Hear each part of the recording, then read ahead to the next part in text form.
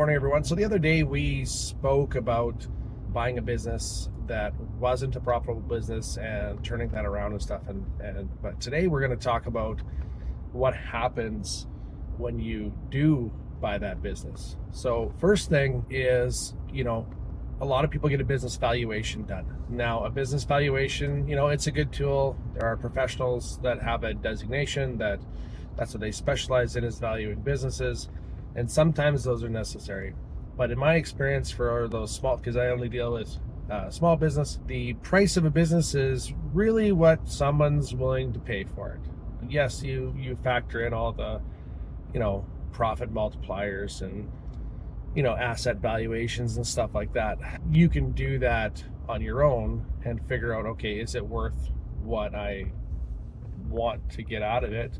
And is the buyer willing to pay what I want to sell it for? Okay, so once you have that out of the way, the one thing you have to always consider, even if you are not a GST registrant, is the GST on the sale. So if you're selling 90% or more of the assets, and the wording is substantially, but that's what it's defined as, 90% or more of the assets, you can elect using the GST44 form. And what that does is it essentially cancels the GST on the sale of those assets. Okay, now you can do this if you and the buyer are both registrants. You can do this if neither of you are registrants, and you can do this if just the buyer is a registrant. Okay, so the seller does not have to be registered for GST in order for this to happen, and the buyer may or may not be registered for GST. That doesn't matter.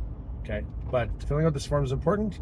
If you're selling $100,000 worth of business assets, the government may, if you don't fill this form out, may come to you and ask you for $5,000 in GST. And it's going to be the responsibility of one or the other of the, usually it'll be the seller. So you got to protect yourself if you're selling.